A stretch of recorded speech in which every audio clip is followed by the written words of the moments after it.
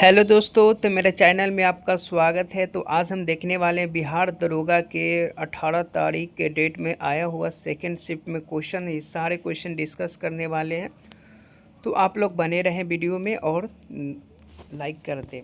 तो क्वेश्चन ये है फर्स्ट कि विश्व शतरंज चैंपियन 2024 में डी गुकेश ने किससे हराकर खिताब जीता था। तो ये चार ऑप्शन है, इस चार ऑप्शन में से कोई एक सही है। जो ऑप्शन नंबर डी जो है, डिंग लीरेन को हराकर वह खिताब जीते थे।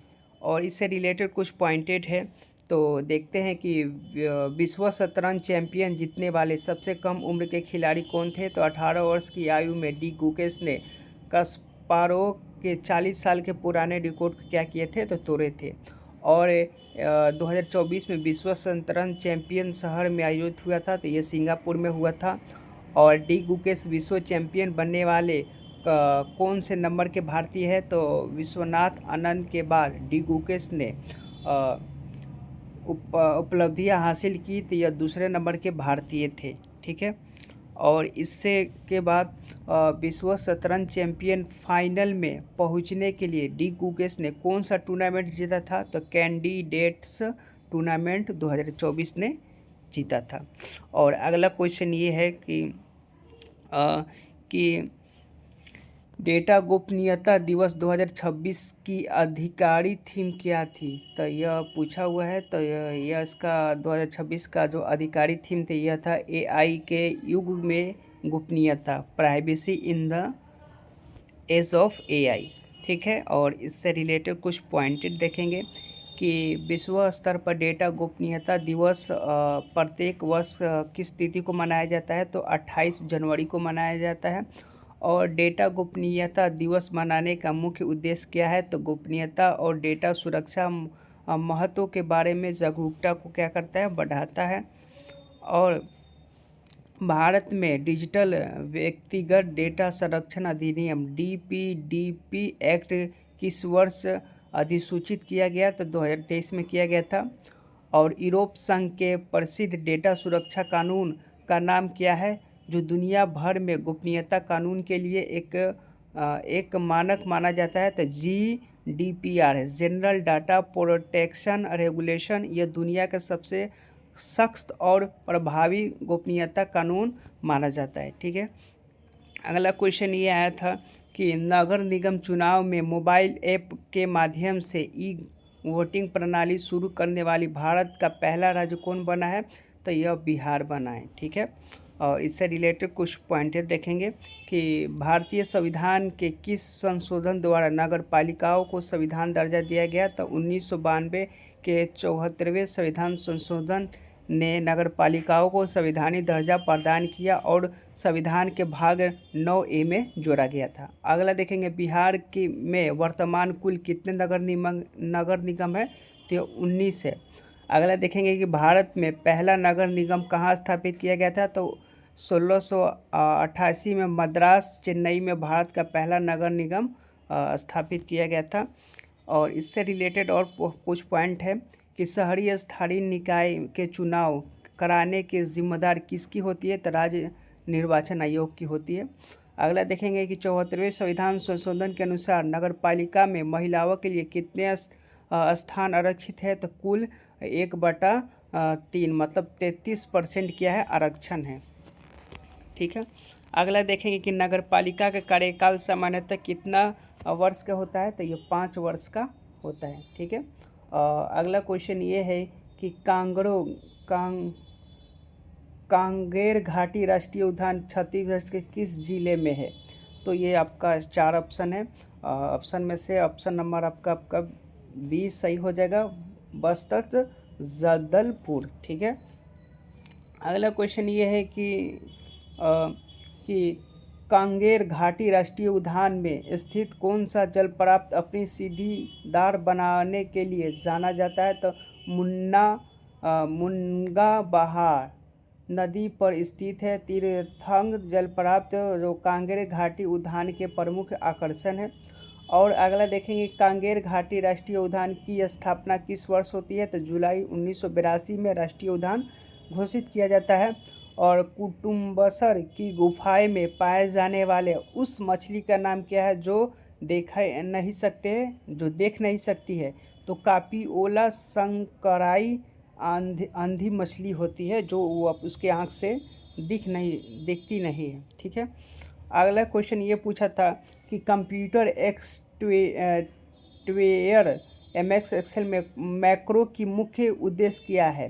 तो ठीक है, और ये 4 ऑप्शन है, इसका सही हो जाएगा सी, बार बार किए जाने वाले कार्यों को स्वचालित ऑटोमेट करना। ठीक है। इससे रिलेटेड कुछ पॉइंट है कि एमएस ऑफिस वर्ड एक्सेल में मैक्रोज को लिखने या एडिट करने के लिए किस प्रोग्रामिंग भाषा का उपयोग किया जाता है। तो VBA वह भाषा जिसका उपयोग माइक्रोसॉफ्ट ऑफिस में मैक्रोज का प्रोग्रामिंग करने के लिए किया जाता है। और एक्सेल में मैक्रो रिकॉर्ड करने का विकल्प किस टैब में अंतर्गत आता है। तो डेवलपर टैब में आता है। अगला देखेंगे मैक्रो वायरस क्या है। तो ये एक हानिकारक कोड है जो मैक्रो के स्थान मिलकर दस्तावेजों को संक्रमित करता है। अगला क्वेश्चन है कि भारत में वर्तमान में मुख्य सूचना आयुक्त कौन है। तो ये आपका हो जाएगा answer option number B, Hiralal Samariya है। ठीक है। अगला इस रिलेटेड कुछ देखते हैं। तब मुख्य चुनाव आयुक्त की नियुक्ति किसके द्वारा की जाती है। तो राष्ट्रपति के एक चयनित समिति सिफारिश पर मुख्य चुनाव आयुक्त और अन्य सूचना आयुक्त की नियुक्ति की जाती है। और मुख्य चुनाव की आयुक्ति नियुक्ति करने वाला चयन समिति कौन शामिल नहीं होते हैं। तो CIC की चयन समिति में CGI शामिल नहीं होते हैं। इसमें प्रधानमंत्री द्वारा नामित एक कैबिनेट मंत्री शामिल होते हैं बस। ठीक है। और अगला ये है कि सूचना अधिकार RTI अधिनियम भारत में किस वर्ष लागू होता है। तो RTI अधिनियम 12 अक्टूबर 2005 को पूर्णतः यह लागू हो जाता है, जिससे केंद्रीय सूचना आयोग की स्थापना हुई। अगला देखेंगे कि RTI संशोधन अधिनियम 2019 के अनुसार सूचना आयोग का कार्यकाल कितने होता है। तो 19 के संशोधन के बाद सरकार ने कार्यकाल 3 वर्ष निर्धारित किया, वह समय समय पर बदल सकती है। ठीक है। अगला क्वेश्चन है कि द वेल्थ ऑफ नेशन का पुस्तक का पूरा नाम क्या है। पूरा नाम क्या है। तो इसका है कार्ल मार्क्स का है। ठीक है। अगला क्वेश्चन देखेंगे कि एडम स्मिथ ने बाजार की शक्तियों मांग और आपूर्ति के लिए एक प्रसिद्ध शब्द का प्रयोग किया। एडम स्मिथ ने इनविजिबल हैंड रूप का उपयोग यह बताने के लिए किया था कि कैसे व्यक्ति को स्वार्थ आना-जाने में समाज एवं आर्थिक कल्याण को बढ़ावा देता है। एडम स्मिथ के अनुसार किसी राष्ट्र को वास्तविक संपत्ति क्या है। तो राष्ट्र के श्रम द्वारा उत्पत्ति वस्तुओं और सेवाओं का प्रहार है। ठीक है। अगला क्वेश्चन ये है कि रामधारी सिंह दिनकर को उनकी किस प्रसिद्ध रचना के लिए ज्ञानपीठ पुरस्कार को सम्मानित किया गया। तो ऑप्शन नंबर सी है उर्वशी। ठीक है। इससे रिलेटेड कुछ पॉइंट है कि दिनकर जी का संस्कृति के 4 अध्ययन के लिए कौन सी प्रसिद्ध पुरस्कार है। तो साहित्य अकेडमी पुरस्कार है। अगला देखेंगे रामधारी सिंह दिनकर को हिंदी साहित्य में किस नाम से जाना जाता है। तो राष्ट्र कवि और धैर्य का कवि। अगला देखेंगे रामधारी सिंह दिनकर को जन्म बिहार के किस जिले में होता है। तो दिनकर जी का जन्म 23 सितंबर को 1908 में बिहार के समरिया गांव में हुआ, जो तत्कालीन मुंगेर और वर्तमान में बेगूसराय ज़िला में है। ठीक है। अगला देखेंगे कि दिनकर जी ने कौन सी रचना द्वितीय विश्व युद्ध के समय लिखी गई थी, जिसे आधुनिक युग की गीता माना जाता है। तो कुरुक्षेत्र। ठीक है। अगला क्वेश्चन देखेंगे कि न्याय दर्शन का मूल ग्रंथ के लेखक कौन थे। तो महर्षि गौतम थे। ठीक है। इससे रिलेटेड कुछ पॉइंट है कि न्याय दर्शन के अनुसार परमाणु की संख्या कितनी मानी गई है। तो 4 मानी गई है। और न्याय दर्शन का मुख्य रूप से किस विषय पर बल दिया गया है। तो तर्क और परमाणु शस्त्र पर बल दिया गया है। अगला देखेंगे कि भारत में राष्ट्रीय अंतरिक्ष दिवस किस तिथि को मनाया जाता है। तो यह 23 अगस्त को मनाया जाता है। 23 अगस्त 2023 को चंद्रयान 3 के सफल लैंडिंग को उपलक्ष्य में यह दिन को मनाया जाता है। और चंद्रयान-3 जिस स्थान पर उतरा उसको प्रधानमंत्री ने उस पॉइंट को नाम दिया शिव शक्ति पॉइंट नाम दिया। और चंद्रयान-3 मिशन की सफलता के बाद भारत चंद्रयान दक्षिण ध्रुव पर पहुंचने वाला दुनिया का पहला देश बना। ठीक है। अगला क्वेश्चन ये है कि जब वस्तु अवतल दर्पण के ध्रुव P पर और मुख्य फोकस F के बीच स्थित हो तो प्रतिबिंब कहाँ बनेगा? तो ये सारे आपका ऑप्शन है। ऑप्शन नंबर आपका हो जाए दर्पण के ये पीछे बनेगा। ठीक है। ऐसा रिलेटेड कुछ पॉइंट है कि यदि किसी वस्तु को अवतल दर्पण के वक्र केंद्र C पर रखा जाए तो प्रतिबिंब का आकार कैसा होगा? तो वस्तु के सामने का आकार होगा।